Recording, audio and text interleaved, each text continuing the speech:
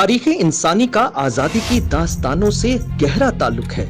ان داستانوں میں لاتعداد گمنام ہیروز نے قربانیاں دی، گردنیں کٹیں، خون بہا، نئے نظریات نے جنم لیا اور فرعونیت کے بت پاش پاش ہو گئے۔ مسلمانوں کا ماضی گواہ ہے کہ ایک خدا کو ماننے والے اور ایک رسول صلی اللہ علیہ وآلہ وسلم کی محبت میں مر مٹنے والے فرزندان توحید نے کبھی کسی دشمن کے غاصبانہ قبضے اور غلامی کو ذہنی طور پر قبول نہیں کیا۔ عرب کے تپتے صحرا میں حضرت بلال حبشی رضی اللہ تعالی عنہ کے الفاظ عہد عہد کی صدا ہو یا دور حاضر میں فلسطین اور کشمیر کی آزادی کے لیے نعرہ تکبیر بلند کرتے غازی، غلامی قبول کرنا اور باطل کے سامنے جھک جانا مسلمان کی فطرت نہیں۔ ٹائم لائن حریت غلامی کے اندھیروں سے آزادی کے اجالے تک کا سفر ہے، جس میں مسلمانوں کو قدم قدم پر آزمائشوں کا سامنا رہا، پھر بھی انہوں نے قائد اعظم رحمت اللہ علیہ کی قیادت میں اپنی جدوجہد جاری رکھی اور بالآخر وہ الگ وطن حاصل کرنے میں کامیاب ہو گئے، جس کا خواب حضرت ڈاکٹر علامہ اقبال رحمت اللہ علیہ نے دیکھا تھا۔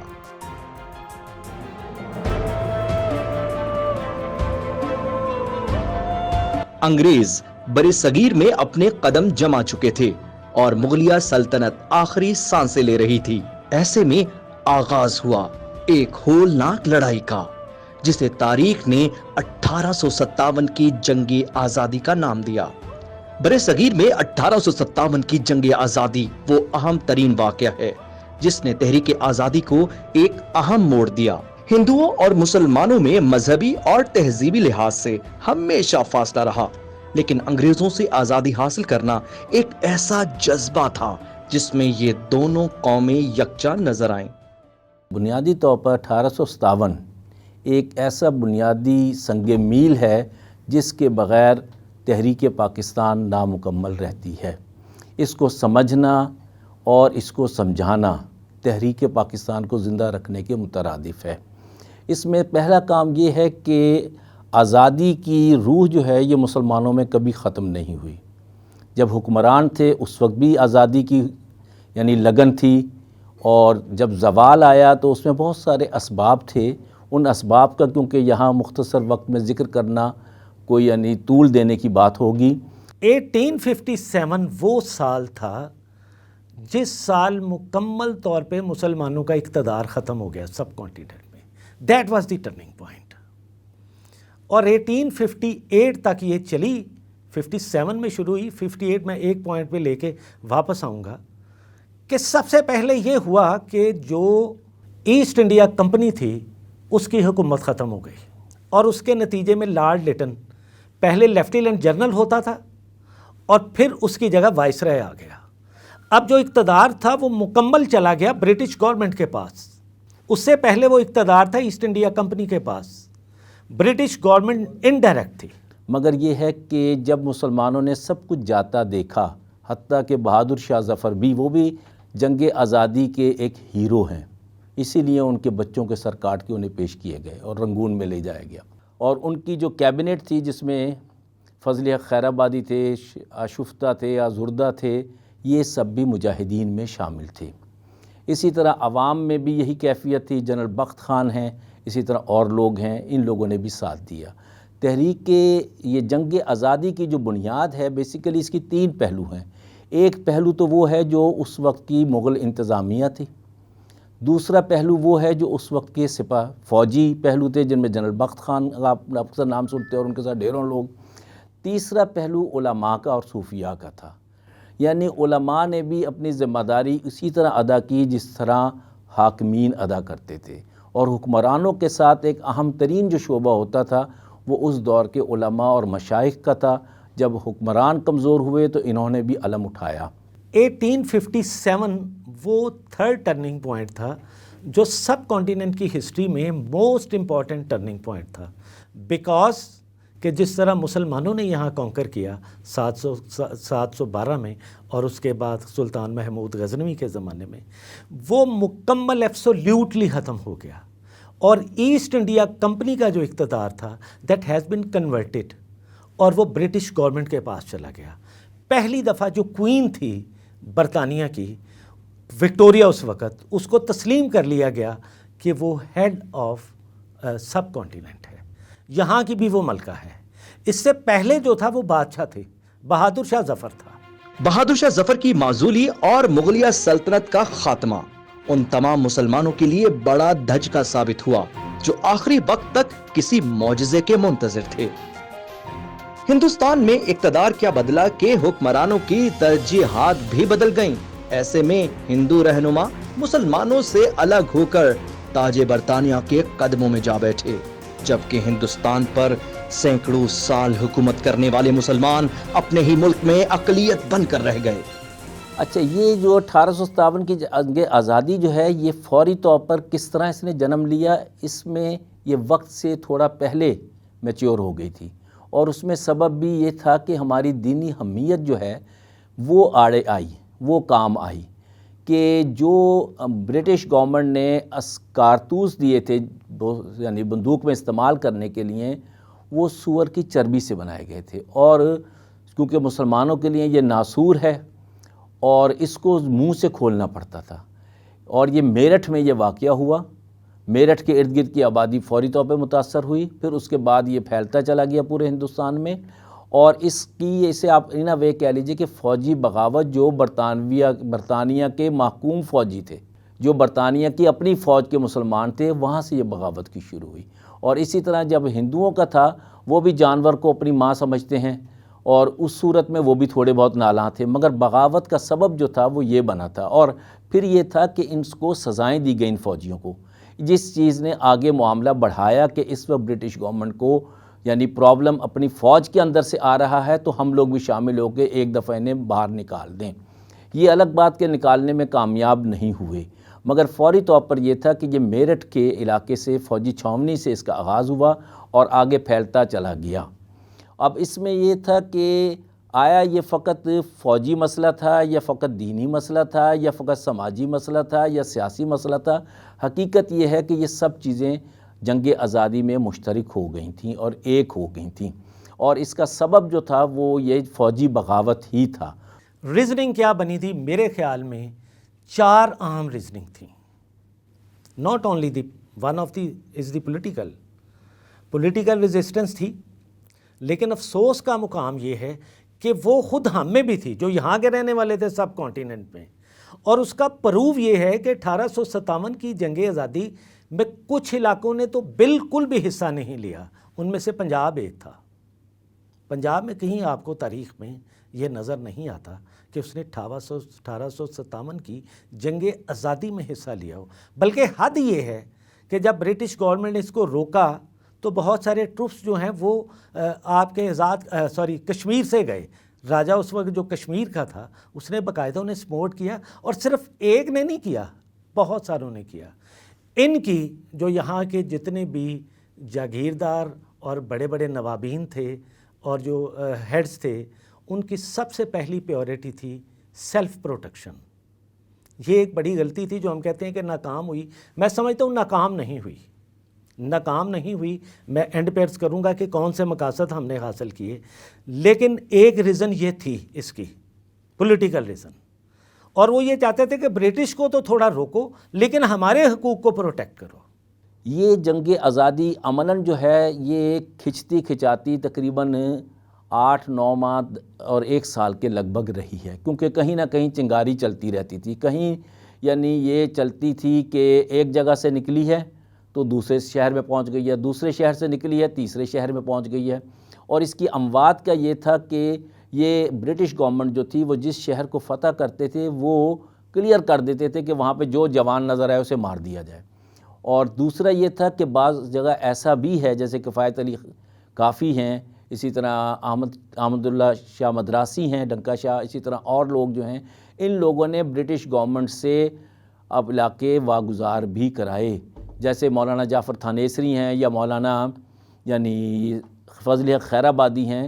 ان لوگوں نے جس وقت یہ تحریک چلی ہے تو بہادر شاہ ظفر نے ایک کابینہ بنا دی تھی جس میں مولانا فضل حق خیر آبادی جو تھے یہ اس کے ہیڈ تھے، وہ پرائم منسٹر تھے اس وقت، اور انہوں نے ایک کابینہ بنائی. اس کابینہ کے تحت یہ ساری تحریک چلتی رہی اور اس کی سزائیں بھی انہیں یہ دی گئی کہ کالا پانی میں مولانا فضل خیر آبادی صاحب کو بھی وہاں شفٹ کیا گیا اور وہیں وہ فوت ہوئے, وہیں ان کا مدفن ہے.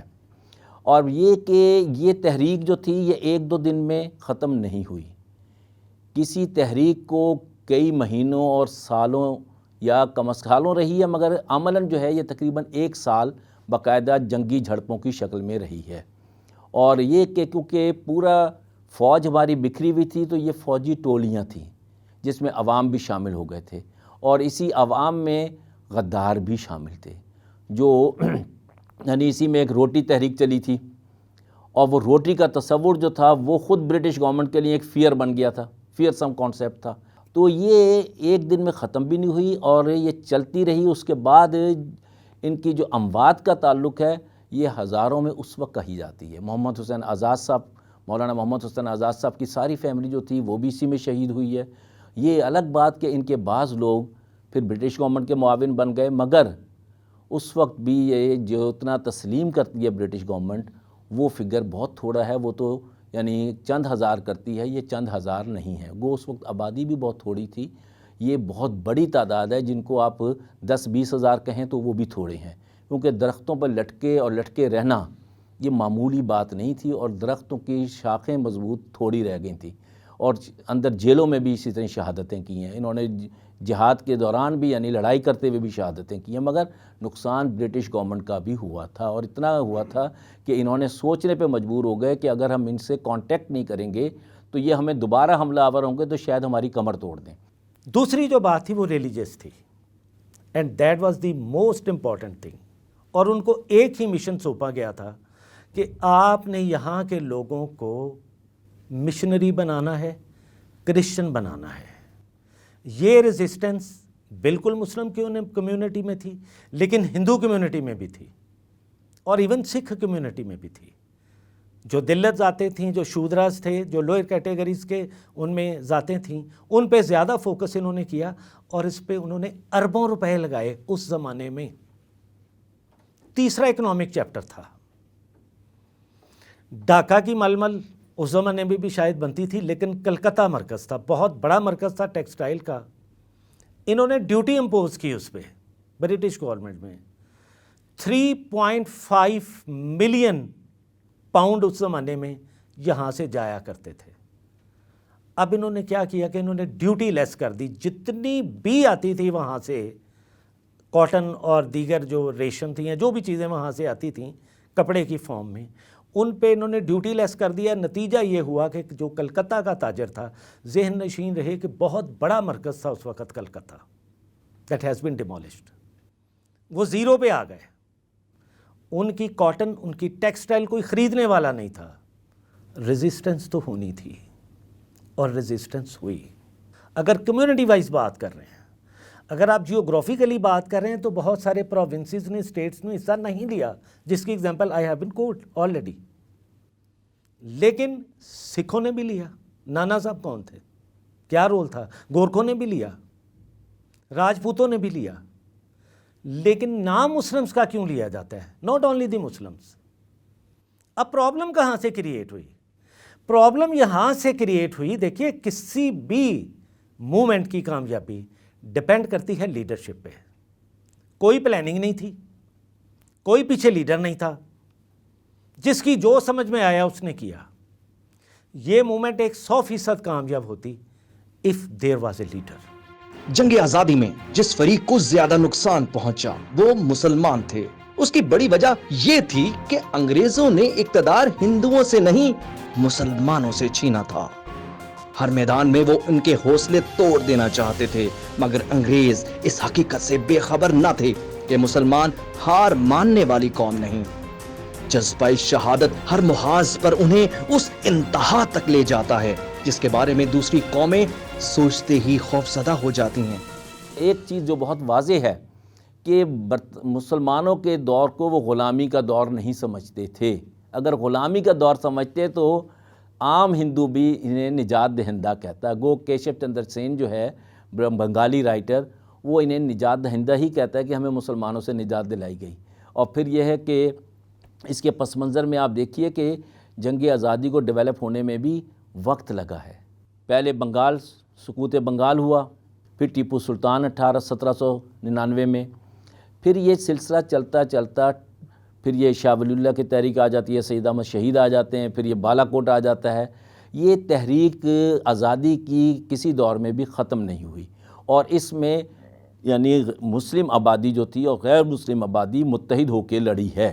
اس میں ایک ٹارگٹ تھا کہ ہم نے برطانیہ سے صرف راج حاصل کرنا ہے، آزادی حاصل کرنی ہے، اور اس میں ایک نام نہیں ہے، بہت سارے ہندو نام ہیں جو کتابوں میں مشہور ہیں، جس میں یعنی رام لال بھی ہے، پٹیل بھی ہے، جس میں لکشمن بھی ہے، جس میں یعنی بہت سارے پنڈت بھی ہیں۔ یہ نہیں ہے، مگر ایک چیز یہ ہے کہ ہندوؤں کا اس جنگ آزادی میں مسلمانوں کے ساتھ کھڑا ہونا اس بات کی ثبوت ہے کہ انہوں نے مسلم حکمرانوں کو غیر نہیں سمجھا۔ ہم یہ بھول جاتے ہیں کہ 1,00,000 کی آرمی یا 1,00,000 افراد 36 کروڑ عوام پہ حکومت کر رہے ہیں۔ کہنا میں یہ چاہ رہا ہوں کہ ان کی جو ماڈرن ٹیکنالوجی تھی، جو ان کی ماڈرن ٹیکنیک تھی، جو ان کی ویل آرگنائزڈ آرمی تھی، وہ بھی ایک وجہ بنی۔ اس معاملے کا جو سب سے اہم پہلو ہے کہ اس جنگ کے نتائج یا اہمیت کیا تھی؟ کیا اس کا کوئی فائدہ بھی ہوا یا ہم نے صرف نقصان ہی نقصان کیا؟ یہاں سے میری مراد ہے سب کانٹیننٹ کے people, not only the Muslim of the sub continent. اور یہ ایک پازیٹیو چیز تھی کہ پہلی دفعہ انہوں نے سوچا کہ ہمیں اس معاملے کو اب نبیڑنا ہے، ہمیں جنگ کرنی ہے۔ اس سے پہلے ہر علاقے پہ برٹش جو تھے وہ حملہ آور ہوئے، انہوں نے قبضہ کیا، ہم نے غداریاں کیں، لیکن پھر ہم نے سمجھا نہیں بھائی، ہمیں اس طوفان کو روکنا ہوگا، اینڈ دیٹ واز ٹرائی۔ اگرچہ وہ ناکام ہوئی، کچھ لوگ یہ سمجھتے ہیں، میں نہیں سمجھتا وہ ناکام ہوئی۔ بہت اچھی بات ہے اس میں اگر ہم ناکام ہوئے، ناکامی زینہ ہے آپ کو کامیابی کی طرف لے کے جانے والا۔ اگر یہ نہ ہوتا تو شاید سر سید نہ ہوتا، اور اگر سر سید نہ ہوتا تو شاید آج پاکستان نہ ہوتا۔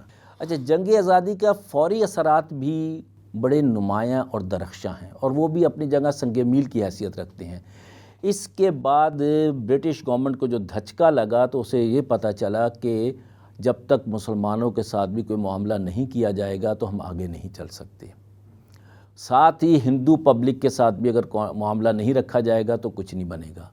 انہوں نے پھر یہ کوشش کی تھی کہ ہندو کو اپنے ساتھ ملائیں اور یہ احساس دلائیں کہ مسلمان غاصب تھے، ہم تمہارے نجات دہندہ آ گئے ہیں۔ مگر بنیادی طور پر جو فرق تھا، اور اس وقت بھی مسلمانوں نے جس جرت کا ثبوت دیا، اس میں سر سید احمد خان کے کردار آفرین کہ انہوں نے تعلیمی جہت طے کی۔ مسلمان جو تھے ان کے اندر ایک جذبہ یہ ابھرا، اور وہ جذبہ اس جنگ کے نتائج میں شامل ہے۔